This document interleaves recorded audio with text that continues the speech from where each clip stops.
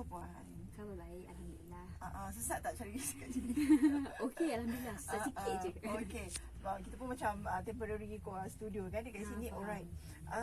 Kita sebenarnya nak bercerita kan pada pagi ni dalam rancangan Salam Sihat ni tentang sindrom MRKH. To be honest, ini first time saya dengar sebenarnya. Okay. Tapi sebelum tu saya nak minta puan kenalkan sedikit lah diri puan dekat pendengar Salam FM. Okay, Assalamualaikum. Nama saya Wani Ardi. Okey. Saya lebih dikenali dengan nama Wani Ardi. Okey. Saya adalah seorang penulis dan seorang aktivis, saya boleh Okey. katakan begitu, untuk sindrom MRKH di Malaysia. Bagi mereka yang tak tahu, sindrom MRKH adalah satu sindrom yang jarang dijumpai. Okey. Ianya terjadi pada setiap 5,000 wanita di seluruh dunia, termasuk Malaysia.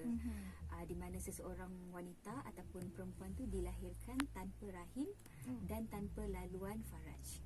Oh, okey. Itulah MRKH sebenarnya Yes, macam okey.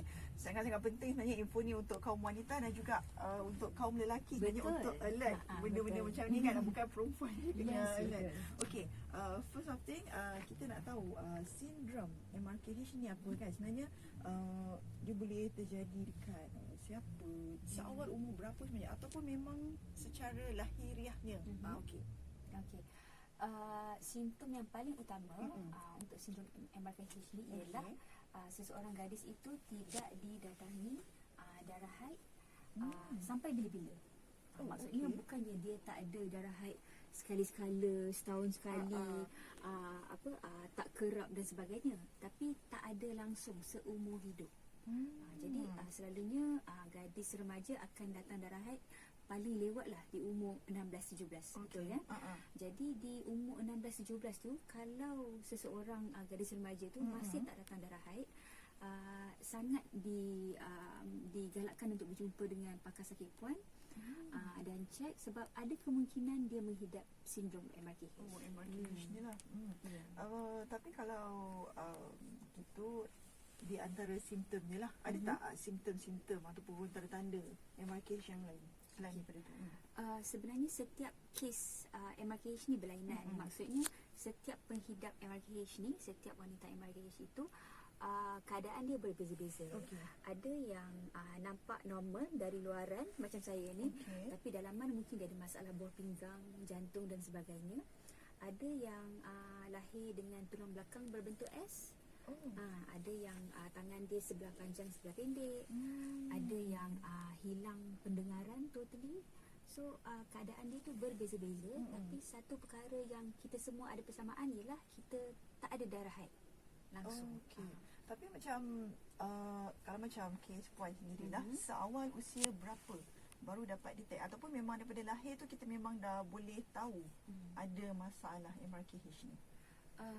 Sebenarnya waktu seorang bayi perempuan dilahirkan, kita belum boleh tahu lagi.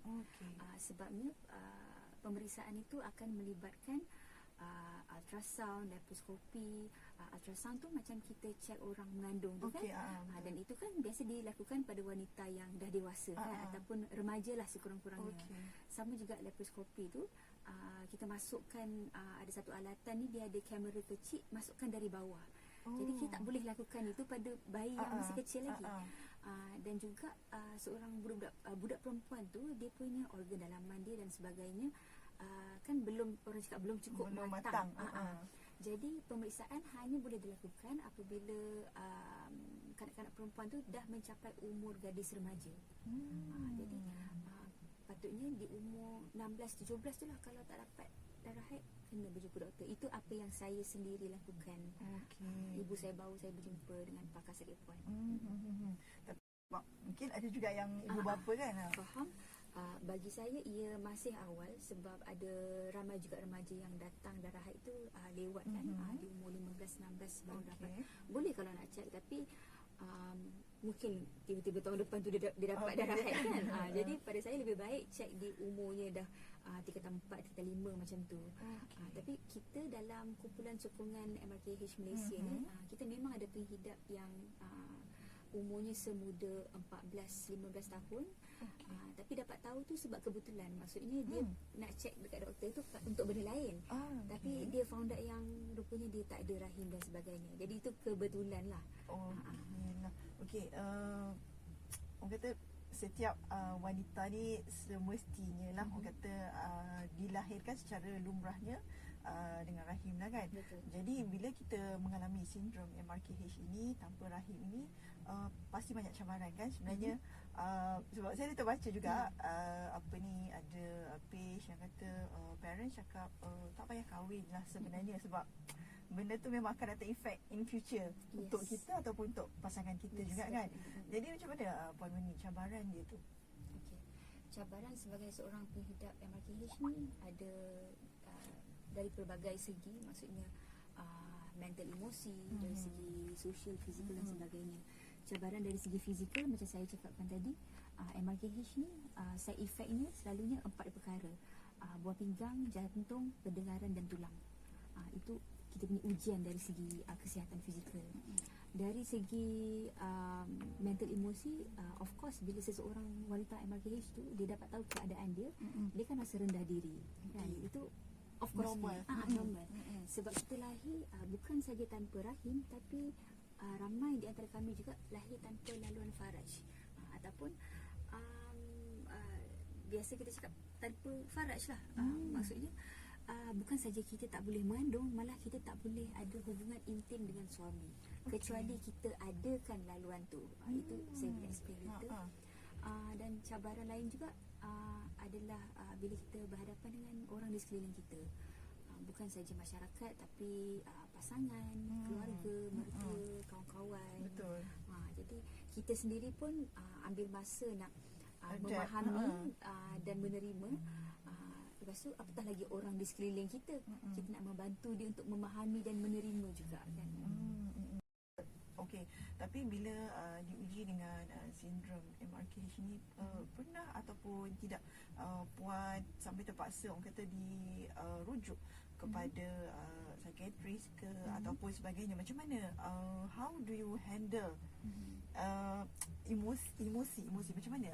Yes. Betul, even orang yang normal pun dia ada cabaran dari segi kesihatan mental emosi kan, apatah lagi seorang penghidap MRKH. Betul. So apa yang saya selalu cuba pesan pada diri saya sendiri dan juga pada ahli-ahli dalam kumpulan sokongan MRKH Malaysia ialah kita kena utamakan kesihatan mental emosi tu. Sama je macam mana kita utamakan kesihatan fizikal. Kalau kita demam, kita akan pergi klinik kan. Dan kalau kita rasa dah 2 minggu tak boleh bangun tidur kan, itu adalah signs of depression kan. Betul. Dan kita kena berjumpa dengan pakar, dengan psychiatrist. There's nothing to be ashamed about. Benda tu shouldn't be stigmatized. Sebab kesihatan mental sama penting macam kesihatan fizikal. Macam mana kesihatan fizikal ada ubat, kesihatan mental pun insya-Allah ada ubatnya, ada treatment dia. Tapi kalau kita tak reach out, tak mencari bantuan tu tak adalah tiba-tiba nak sampai pada kita. Kan? Jadi ada ahli-ahli kami yang berjumpa dengan pakar psikiatris, pergi counselling, terapi dan sebagainya. Dan saya pesan pada mereka, ini adalah apa orang cakap, perjalanan normal sebagai seorang manusia, bukan sebagai penghidap MRKH pun, sebagai manusia kan. You are not having all this because you ada MRKH, tapi sebab you human. Orang yang tak ada MRKH pun pergi jumpa terapi, psikiatris, and it's a normal thing, tak perlu rasa malu dan sebagainya. Dia mungkin sebab stigma masyarakat kan. Betul. Bila kita consult dengan psikiatris ataupun tak kisahlah atas dasar apa sekalipun, mungkin stigma masyarakat itu yang sebenarnya macam buat kita rasa macam okay, no need lah, kita pendam je lah, walaupun sebenarnya kita macam tahu kan diri kita ni tak healthy sebenarnya kan? Pendam tu. Betul. Okey, baik, kita nak take a break first. Lepas tu kita akan sambung balik perbincangan kita tentang sindrom MRKH ini. Kata barulah kita nampak kan sindrom tu apa sebenarnya, dan bukan senang lah bagi mereka yang diuji dengan MRKH ini. Jadi untuk mengetahui dengan lebih lanjut kisah-kisah mereka ini, anda terus kekal bersama kami di Salam FM Rejana Minda. Okey, satu perkara tentang sindrom MRKH ni yang selalu saya tekankan ialah ia bukan sejenis penyakit. Dia adalah keadaan. Dia bukan penyakit. Jadi bila dia bukan penyakit, dia tak ada orang cakap Spesifik. tak ada ubat. Uh-uh. Dia bukan dia tak ada ubat sebab dia bukan sakit. Dia tak ada ubat. Dia satu keadaan yang memang kita kena hidup dengan keadaan itu seumur hidup kita.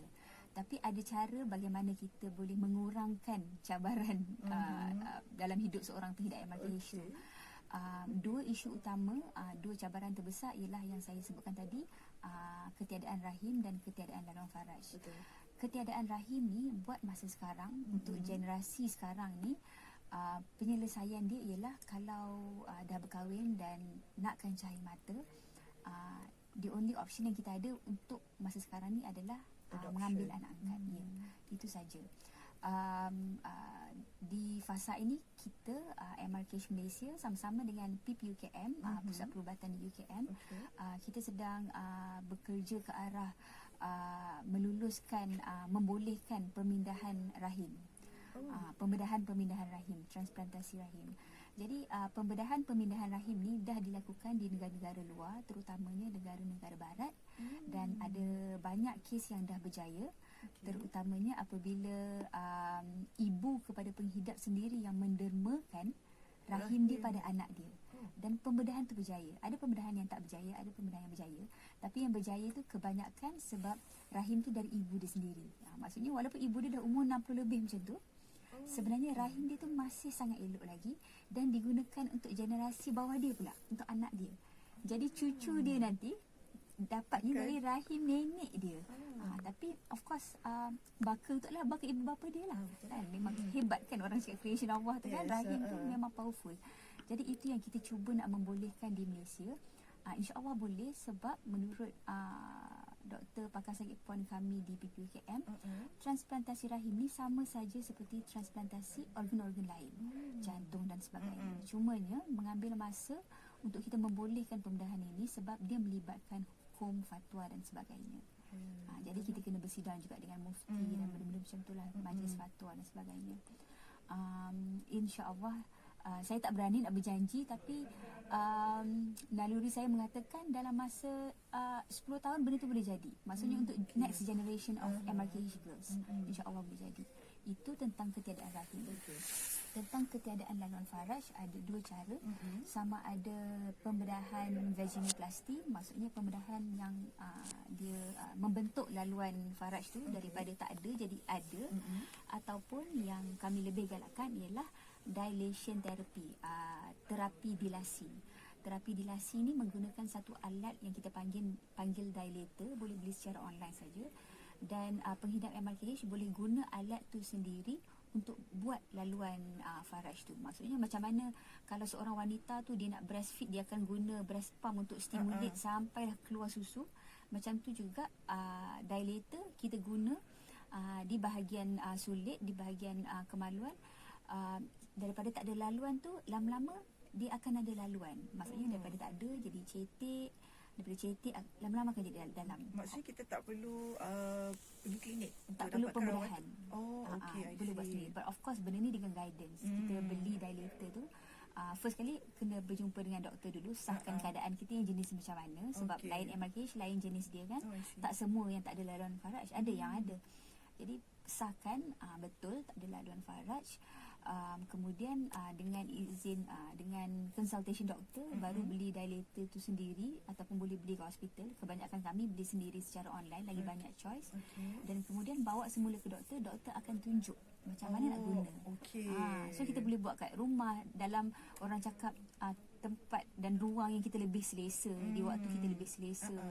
Dalam masa, kalau kita buat dengan konsisten, dalam masa 6 bulan dah ada laluan tu kan. Kalau kurang konsisten 2 tahun, berbeza-beza. Tapi orang kata pasangan kita kena sangat-sangat bersabar, memahami dan membantu yes. sebenarnya kan. Tak boleh dia macam bila dia kahwin dengan kita, dia kena tahulah keadaan kita yang sebenarnya, and then dia kena accept lah kan sepenuhnya. Yes. Okay, mungkin ada pendengar kita sebenarnya mengalami masalah yang sama, tapi segan orang kata nak ke depan kan sebenarnya. Jadi ada tak support group ataupun yang sewaktu dengannya lah dalam kes isu MRKH ni?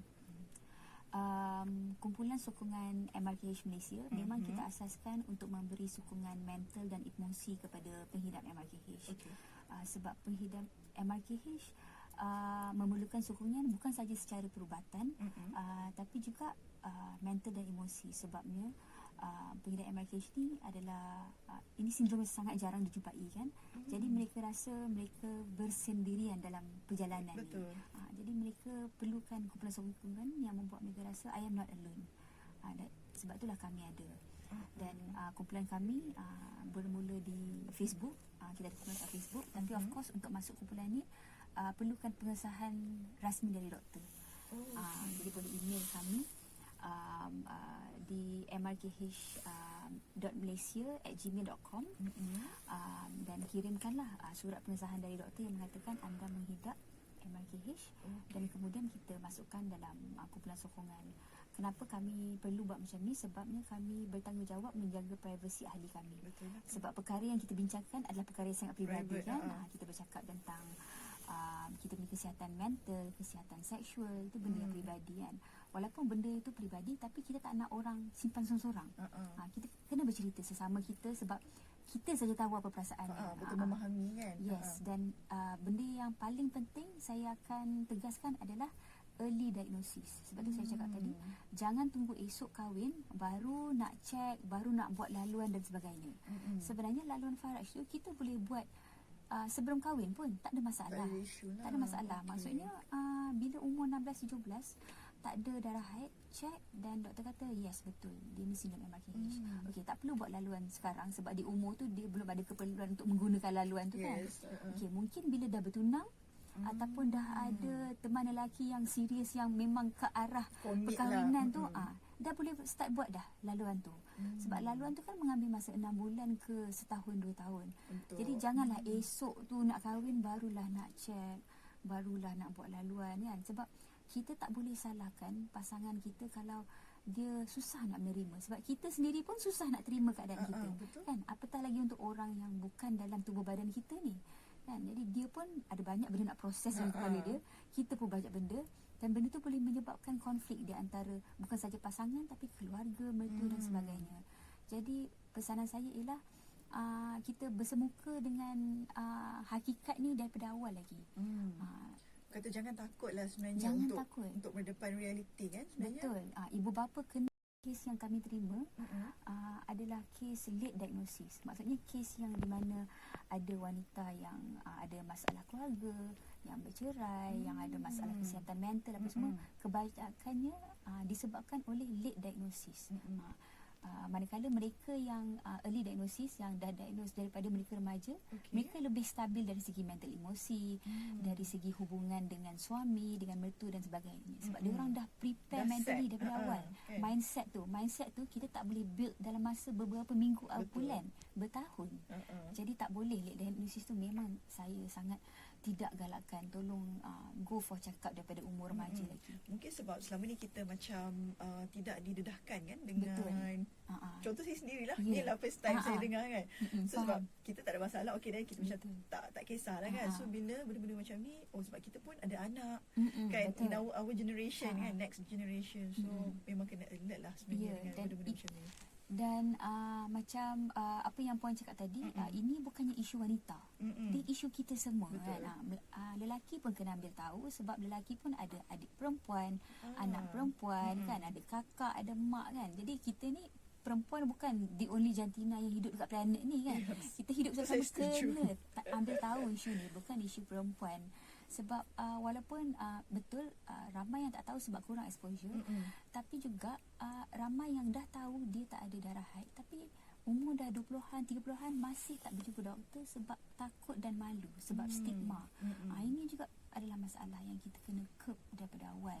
Kan, perasaan takut dan malu ni adalah perasaan yang boleh merosakkan diri kita sendiri akhirnya. Betul, boleh bunuh diri sendiri sebenarnya. Betul. Kan? Okey, 7.48. Terima kasih banyak Puan. Saya kira sama-sama. Sempat setakat ini saja. InsyaAllah kita panggil, kita suruh Zira panggil lagi sekali. InsyaAllah, kan? Semoga bermanfaat. InsyaAllah. Sebab saya rasa benda ni perlu diketengahkan dengan lebih hebat lagi kan sebenarnya. Sebab kadang-kadang memang kita ni memang takkanlah search tiba-tiba je kan benda-benda macam tu kalau kita tak di-expose terlebih dahulu. Dan insyaAllah moga dipermudahkan untuk puan dan juga tim dalam orang kata menyebarluaskan maklumat tentang MRKH ini, yang pastinya jangan kita berputus asa ataupun rasa rendah diri kan sebenarnya. So moga dipermudahkan. Terima kasih banyak-banyak. Assalamualaikum puan. Waalaikumsalam.